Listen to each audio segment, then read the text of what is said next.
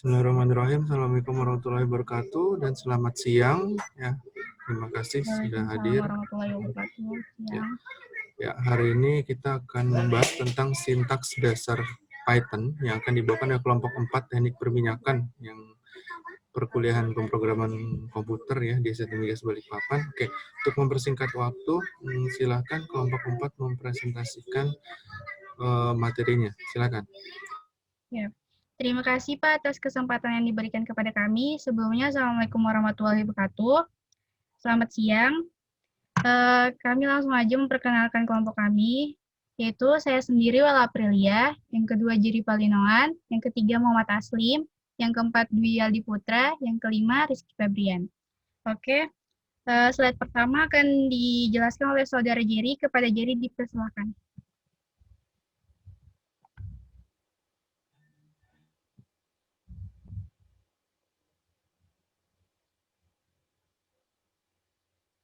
Jerry.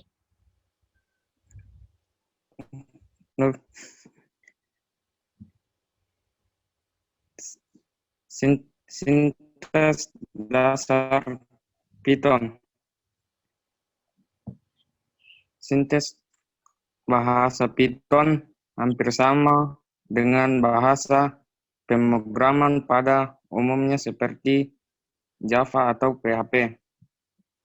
Di bawah ini adalah contoh fungsi Python yang digunakan untuk mencetak cukup gunakan fungsi print, di mana suatu yang akan dicetak harus diletakkan di antara kurung buka dan kurung tutup. Bahkan di Python versi 2.x harus diletakkan 2.x Anda tidak harus menggunakan tanda kurung kurawal, cukup pisahkan dengan spasi. Jika ingin mencetak tipe data string langsung, Anda harus memasukkan ke dalam tanda kutip terlebih dahulu. Print hello world. Saat Anda menjalankan script di atas, Anda akan melihat output berupa teks hello world. Next. Ya, ini akan dijelaskan oleh Muhammad Aslim. Kepada Muhammad Aslim, silakan. Bahasa pemrograman memang memiliki stak dasar yang berbeda-beda. Untuk membuat sebuah hello world saja, setiap bahasa memiliki ciri khas dan kodenya masing-masing. Sebagai bahasa yang sangat sederhana, Python tidak memerlukan banyak kode. Hal tersebut sesuai dengan filosofi yang terdapat di PIP 20. Dalam bahasa Python, ada beberapa hal yang perlu Anda ketahui terkait sintak dasar seperti statement atau pernyataan, baris, dan identitas, serta tanda kutip.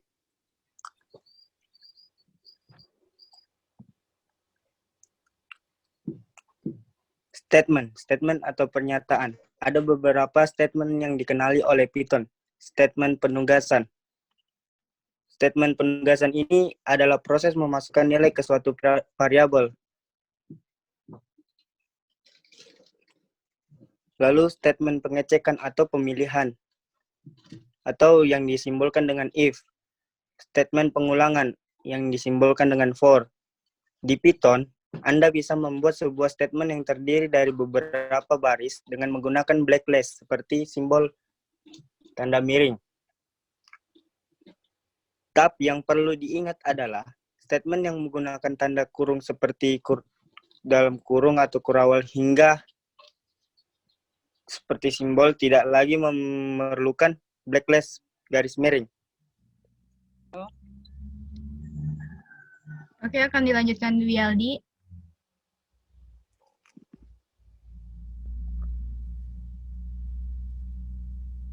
Dwi.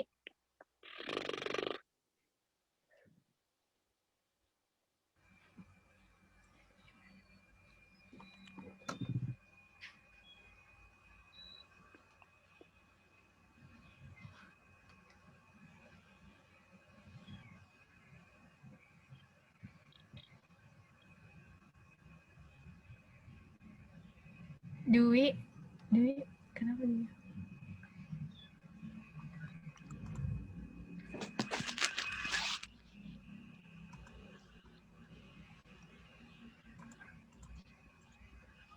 Dwi,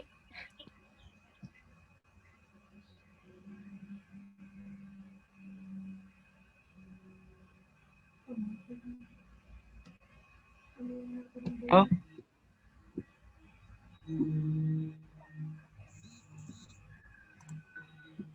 ya terima kasih. Maaf tadi Pak, soalnya jaringan. Ya, tidak apa-apa. Lanjut.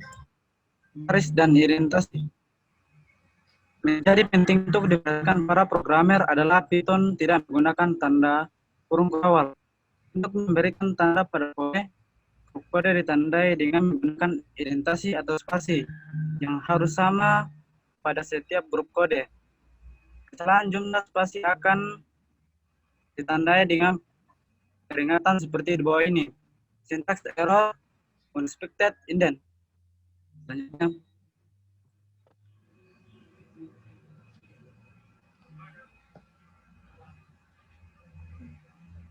yang ketiga adalah tanda kutip.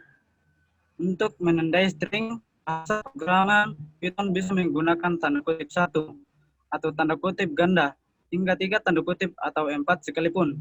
Selain itu, string juga diwali dan diakhiri oleh tanda kutip yang sama.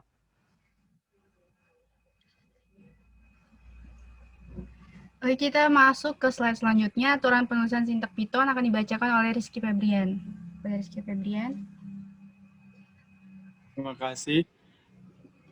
Baik, sekarang kita akan masuk ke dalam aturan penulisan sintak Python-nya.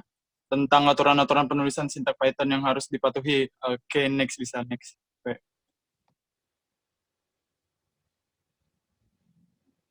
Ya, yang pertama,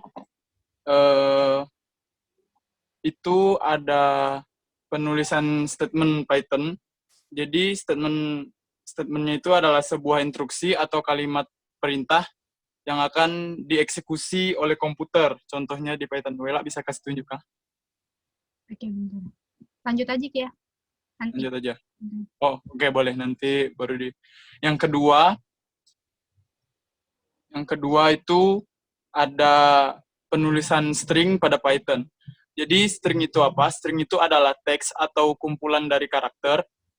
Bisa juga string dalam pemrograman itu biasanya ditulis dengan dibungkus menggunakan tanda petik atau menggunakan tanda petik. Jadi biasanya menggunakan tanda petik tunggal maupun ganda, atau kita juga bisa menggunakan triple tanda petik. Contohnya nanti di Python bisa ditunjukkan sama Wela. Oke, selanjutnya itu adalah penulisan case pada Python. Python bersifat case sensitif. Ini artinya huruf besar dan huruf kecil memiliki perbedaan. Sebagai contoh, jika Anda menggunakan fungsi print dengan huruf kecil, print akan berhasil. Lain halnya jika Anda menggunakan huruf kapital, P-nya kapital, yang lainnya kecil, atau semuanya kapital, akan muncul pesan error. Aturan ini berlaku untuk nama variabel ataupun fungsi-fungsi lainnya. Selanjutnya, komentar pada Python. Komentar adalah kode di dalam skrip Python yang tidak dieksekusi atau tidak dijalankan mesin. Komentar hanya digunakan untuk menandai atau memberikan keterangan tertulis pada skrip. Komentar biasa digunakan untuk membiarkan orang lain memahami apa yang dilakukan skrip, atau untuk mengingatkan kepada programmer sendiri jika suatu saat kembali mengedit skrip tersebut. Untuk menggunakan komentar, Anda cukup menuliskan tanda pagar diikuti dengan komentar Anda. Sebagai contohnya itu, seperti ini contoh komentar pada Python. Di bawah ini contoh penggunaan komentar pada Python. Cuman memberikan garis pagar, itu kita bisa nulis. Print, baru saat Anda menggunakan skrip di atas, Anda akan melihat output berupa hello world, Budi, dan 123 karena tulisan atau komentar yang ditulis tidak dieksekusi. Oke, kita langsung ke contoh ke Python langsungnya. Seperti ini. Jadi, sebenarnya sintak dasar itu tuh sama aja perintah-perintah dasar Python. Perintah dasar yang biasa dieksekusi oleh Python secara langsung. Seperti Kalau kita mau buat statement itu sendiri adalah perintah yang kita inputkan yang biasa dieksekusi oleh Python secara langsung. Jadi misalnya kita mau buat statement 2 dikali 5, jadi Python langsung akan memberikan hasilnya setelah kita buat statement engineer, langsung akan ada hasilnya. 2 dikali 5 langsung ada hasilnya 10.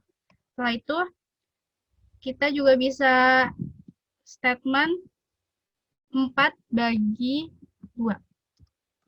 Kita langsung keluar hasilnya. Dan di Python itu, jika dibagi, dia akan menghasilkan floating point, yaitu pakai titik atau pakai koma. Koma di komputer itu titik. Setelah itu, kita juga bisa buat statement print yang tadi, statement print. Contohnya, kita harus pakai gunakan huruf kecil semua, print. Setelah itu, pakai kurung, tanda petik, dan kita bisa tulis hello world.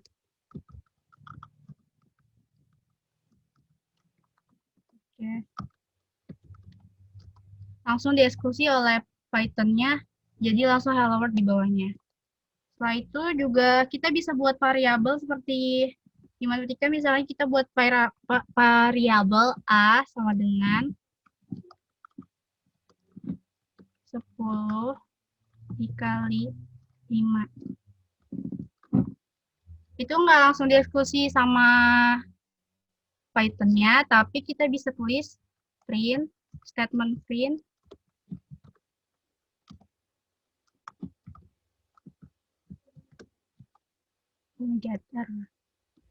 sorry. Kita buat ulang.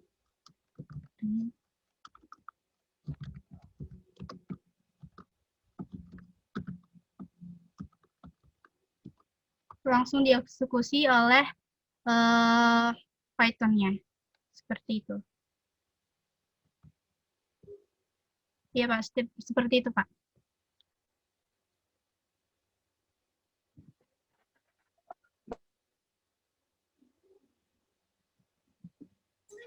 Ya, oke. Udah? Udah, Pak. Ya, oke.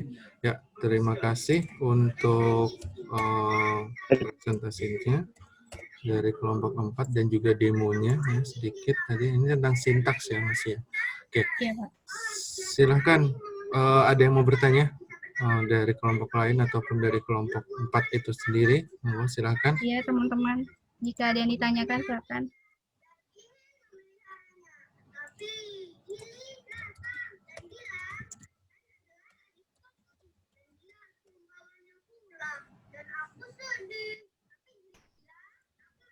Silahkan. Ya, teman-teman, kalau ada yang mau ditanyakan, ditanyakan aja.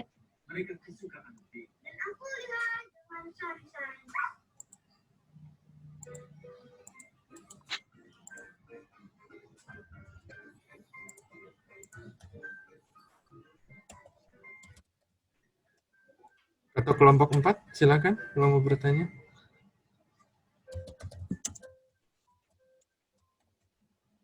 Saya mau bertanya Ya, sebenarnya. silakan.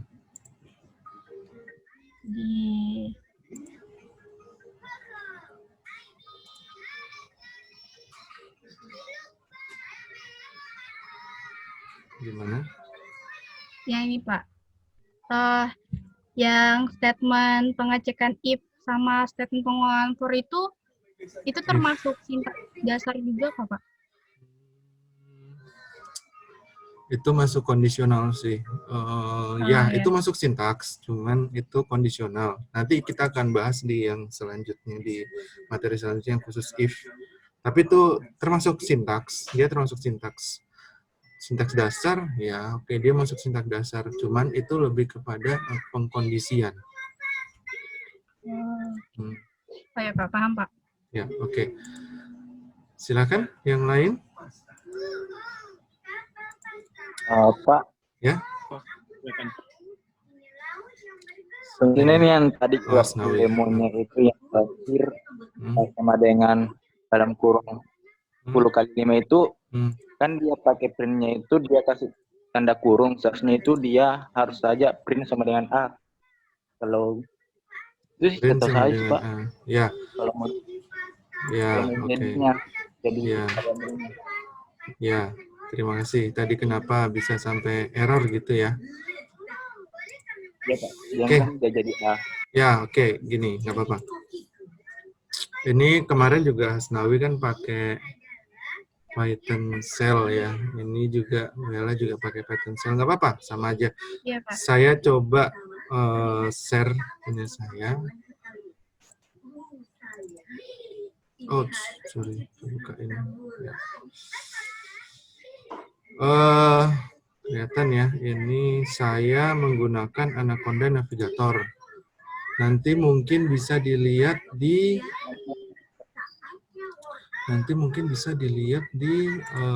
ini apa namanya? Wah,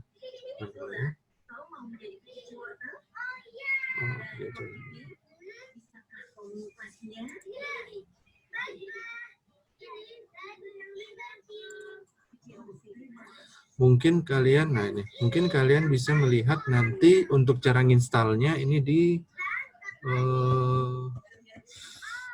pasti kemarin tuh kuliah programming komputer juga, cuman punyanya TG ya. Mungkin nanti bisa dilihat di situ. Tapi belum saya upload. Mungkin besok atau Jumat ya. Untuk cara nginstal Anaconda Navigator. Nggak apa-apa, sama aja pakai Python Shell, nggak apa-apa sama aja karena nanti keluarnya juga .py ya, .py, phy, pokoknya itulah .py gitu. Nah itu. Ini lebih enak aja, cuman ukurannya memang gede banget, 400 hampir 500 MB ya. Nah, setelah buka Anaconda Navigator, saya juga jelaskan kok tahapan-tahapannya di apa namanya di sana ya. Mungkin ini saya langsung coba contoh aja, ini Jupyter. Kita klik Jupyter. Dia masuk ke browser ya. Sorry, saya kecilin dulu. Nah, dia masuk ke browser, pilih di sini new terus Python 3. Kelihatan ya? Yang saya klik-klik ya. Pak. Ya. Kelihatan, Pak. Ya, kelihatan. Oke. Tadi kan Wela menginformasikan apa sih pagar itu pagar. Nah, pagar itu adalah komentar ya. Jadi komentar itu terserah, tapi depannya harus pagar. Ini adalah komentar.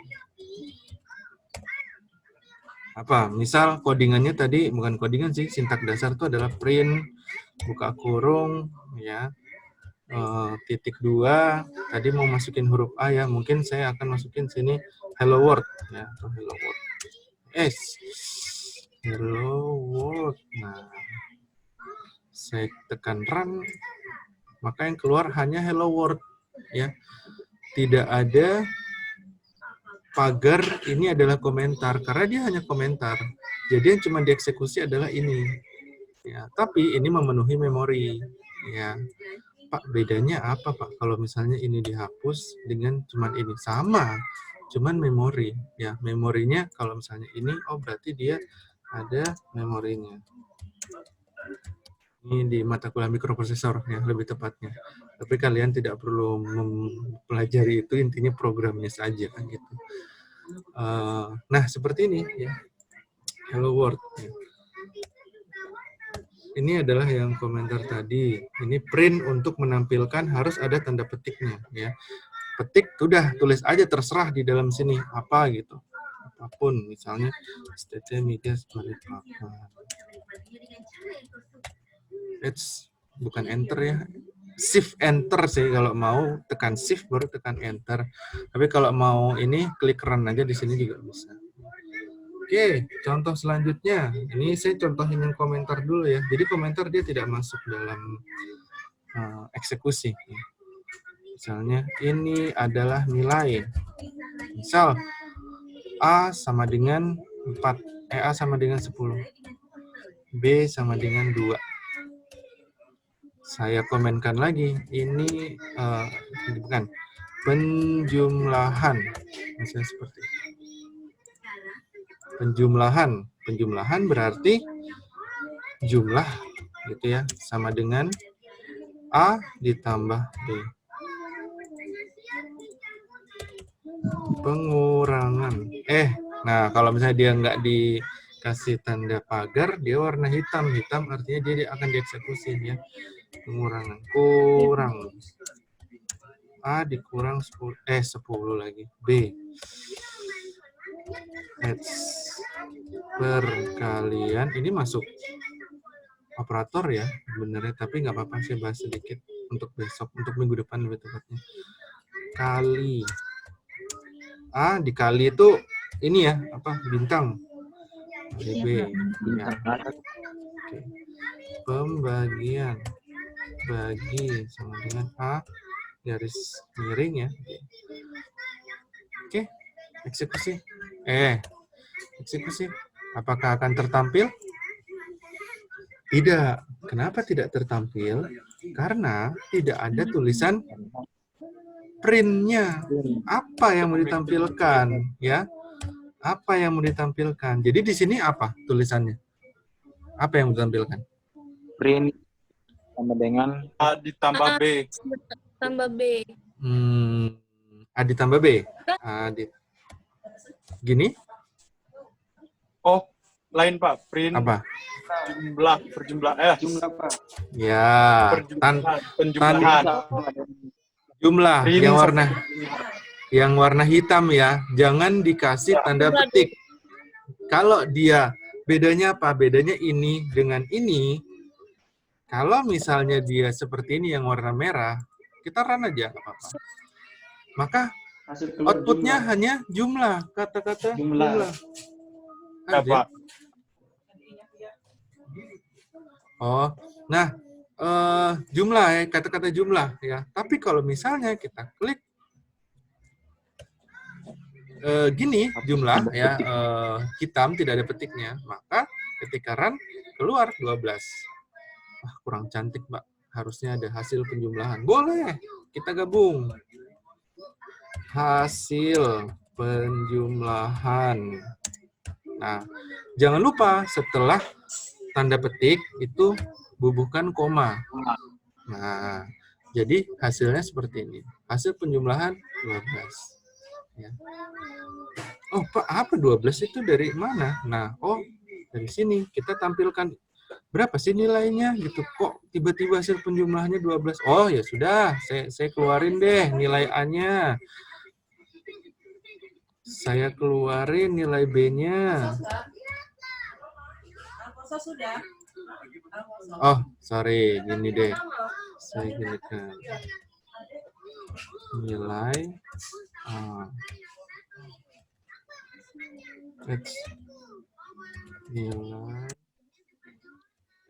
Nilai B. Nah, terus ini nilai A. Nah, nilai A. Oh, 10 nilai A. Nilai B, 2. Hasil penjumlahan, oh ya 12, benar. Nah, gitu ya. Dan seterusnya. Ya. Ini salah satu program yang sangat sederhana. Pak, boleh nggak dikasih hasil penjumlahan itu? Oh, boleh, silakan. Ini namanya adalah seni dalam mengcoding. Ya.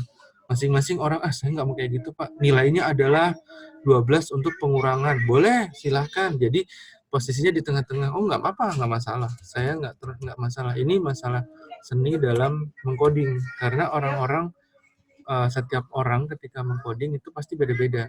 Jelek kayak gitu, bagusan kayak gini. Nggak apa-apa, tapi intinya sama. Dia intinya menampilkan penjumlahan, pengurangan, perkalian, dan pembagian. Intinya sama, tapi nilainya, tapi cara menulisnya, cara menampilkannya itu masing-masing boleh beda. Saya akan sangat-sangat mengapresiasi seperti itu ketika kalian beda-beda untuk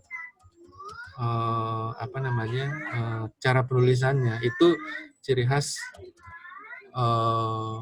kalian bisa mengcoding. Nah, seperti ini ya. Oke, silakan, ada pertanyaan? Atau masih bingung dengan ini? Ini masih hal yang sederhana. Nanti mungkin kalau udah tugas besar ya 100-200 baris ya mungkin. Ya, nggak usah diketik semua.